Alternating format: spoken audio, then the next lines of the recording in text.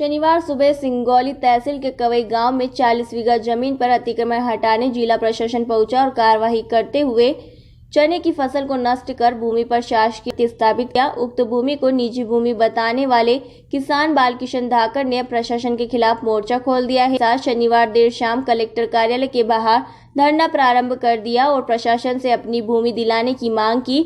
धरने पर बैठे सभी किसानों का कहना था कि जब तक प्रशासन हमें हमारी जमीन वापस नहीं दिलाता तब तक चाहे हमें भोपाल हो या दिल्ली कहीं भी धरना करना पड़ेगा तो करेंगे, आमरण अनशन भी करना पड़ेगा तो करेंगे।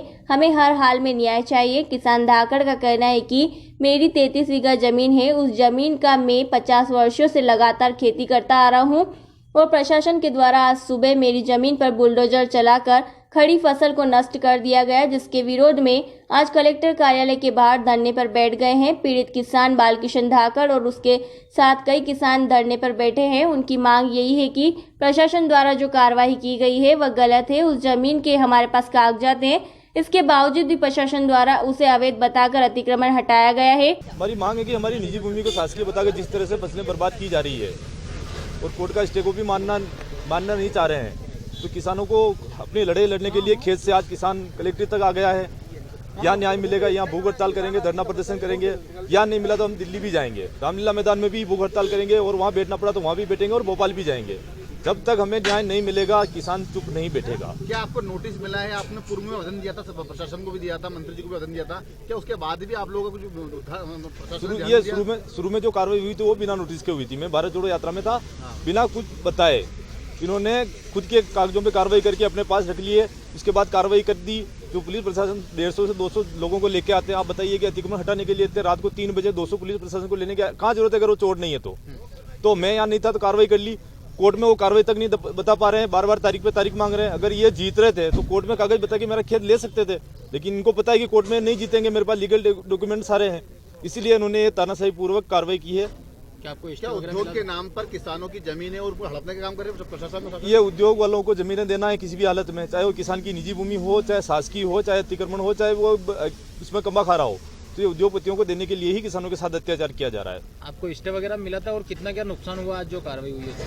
आज मैं नुकसान खेत पे तो हमको जाने नहीं दिया पुलिस वालों ने, लेकिन फिर भी जो नुकसान लगभग चने की फसल थी मेरी 10-12 बीघा वो नष्ट कर दी। थोड़ी बहुत जो सरसों कटी हुई पड़ी थी जो पहले टूट गई थी उसके ऊपर भी जेसीबी चला दी और थोड़ा बहुत चना तो उखाड़ के अधिकारी ले गए उनके घर पे। अब किस तरह का प्रदर्शन कर रहे हैं? कब तक बैठेंगे? क्या जब तक बैठेंगे जब तक हमें न्याय नहीं मिलेगा। किसानों के साथ अत्याचार हो रहा है तो इसको जवाब तो किसी न किसी को देना ही पड़ेगा कि एक किसान की जमीन को आप बिना बताए उसकी जमीन छीन रहे हो, उसकी जगह दूसरी जगह बता रहे हो, वहाँ वन विभाग है तो उसके अंदर जेसीबी वो क्यों नहीं लेके जा रहे? कितनी बीघा जमीन है आपकी? 33 बीघा जमीन है मेरी। तो प्रशासन किस तरह की आपसे क्या और की जमीन देने की बात कर रहा है? प्रशासन जमीन कहीं नहीं देना चाहता है। मैं प्रशासन वालों को बोलता हूँ कि आप मेरी जमीन अगर वहाँ है तो आप वहाँ जेसीबी लेकर चलिए, लेकिन प्रशासन वहाँ नहीं चलता क्योंकि वहाँ वन विभाग है। प्रशासन को सिर्फ मेरी जमीन छीननी है, उसके लिए बहाना है कि आपकी जमीन वन विभाग के अंदर है। जो प्रशासन मुझे मेरी जमीन दूसरी जगह बता रहा है वो कोई प्रशासन दूसरा थोड़ी है, वही लोग हैं जो तानाशाही रूप से मेरे यहाँ कार्रवाई करने आ रहे हैं। धरने में कांग्रेस नेता सत्यनारायण पाटीदार और राजकुमार अहीर भी शामिल हुए और किसानों को समर्थन दिया। दोनों नेताओं ने कहा कि प्रशासन द्वारा जो कार्रवाई की गई है यह गलत है, किसानों के साथ अत्याचार नहीं होना चाहिए। कांग्रेस इस मुद्दे को उठाएगी और पीड़ित किसान को न्याय दिलवाएगी। जावत विधानसभा क्षेत्र में सक्रिय वरिष्ठ कांग्रेस नेता राजकुमार अहीर ने मंत्री ओम प्रकाश सकलेचा की मंशा पर सवाल उठाए और कहा कि बड़ी खवई, धनगांव, खेड़ा, माकटोल और माताखेड़ा और इसके आसपास की पूरी जमीनों पर सकलेचा जी की निगाह थी और वे चाहते थे कि यहाँ बड़े बड़े उद्योग लगाए जाए। इसी बात को लेकर सौर ऊर्जा प्लांट की पहले शुरुआत की गई।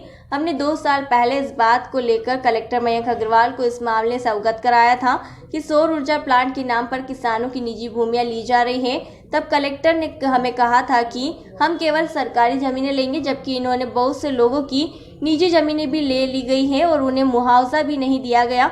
बालकिशन धाकड़ की जो जमीन प्रशासन ने शासकीय बताई है उस भूमि के कागजात किसान के पास है, जबकि उक्त भूमि के मामले में न्यायालय में आज स्टे पर कार्रवाई होना था, जिसके द्वारा इंतजार तक नहीं किया गया। उसके पहले ही कार्रवाई कर दी गई। इस मामले में किसान की बात नहीं सुनी गई। मैं आपको पिछले 2 साल पहले इस घटनाक्रम में ले जाता हूं कि बड़ी खवई, धनगांव, खेड़ा, माकाडोल और माताखेड़ा इसके आसपास की पूरी ज़मीनों पे सकलेचा जी की निगाह थी और वो ये चाहते थे कि यहाँ बड़े बड़े उद्योग लगाए जाएं। इसी बात को लेके सौर ऊर्जा प्लांट की पहली शुरुआत की। हमने 2 साल पहले प्रशासन को इस बात से तत्कालीन कलेक्टर को ही अवगत कराया था, यही माननीय अग्रवाल जी थे, इनको अवगत कराया था इस बात को लेके कि वहाँ सौर ऊर्जा प्लांट के नाम से ज़मीनें जो ली जा रही है, तो उन्होंने कहा था केवल हम सरकारी ज़मीनें लेंगे, ना कि किसी की निजी ज़मीनें लेंगे। अभी बहुत से लोगों की निजी ज़मीन भी इन्होंने ले ली, उनको मुआवजा नहीं दिया है।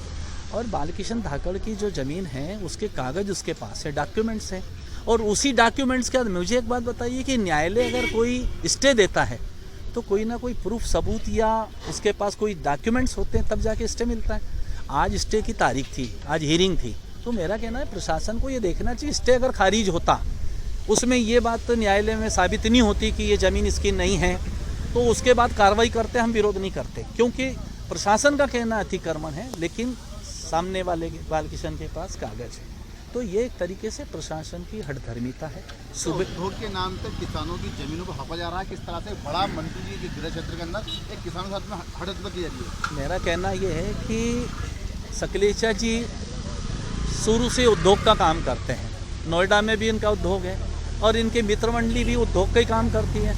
पिछले दिनों कलेक्टर कार्यालय में इन्होंने एक मीटिंग ली थी अधिकारियों की, और उसमें कहा था कि जावद क्षेत्र में जहाँ जहाँ भी सरकारी ज़मीनें हैं उनको चिन्हित करें, उससे उनकी नीति और मंशा साफ नज़र आती है। पिछले दिनों केसरपुरा में आपने देखा होगा कि वहाँ एक किसान की ज़मीन पे जेसीबी चलाई, और जेसीबी चलाने के बाद वहाँ एथेनॉल का एक प्लांट लगा रहे हैं, जो इनके साथी हैं मिस्टर नाहटा वगैरह, जो भी इनके दोस्त लोग हैं। इनके आसपास जो लोग हैं 10-5 लोग, और इनका मंडल कमंडल ये जो पूरी लूट खसोट कर रहे हैं, ज़मीनें छीनना और पर वहाँ पे उद्योग लगाना, और शासन के करोड़ों रुपए को चूना लगाने का काम। ये तो उद्योग लगाएंगे, थोड़े दिन चलेगा, लेकिन शासन का पैसा हड़प कर किस तरह जाएगा। की आगे कार्रवाई करेंगे, ये मांगे पूरी होती तो? मांगे पूरी होने का सबसे बड़ा तो न्यायालय का मामला रहता है। इसके बाद भी कांग्रेस सड़कों पे चलेगी। आपका आज भूख हड़ताल धरना शुरू किया, फिर भूख हड़ताल, फिर अनशन, लगातार अनवरत क्रमबद्ध ये आंदोलन चलेंगे। और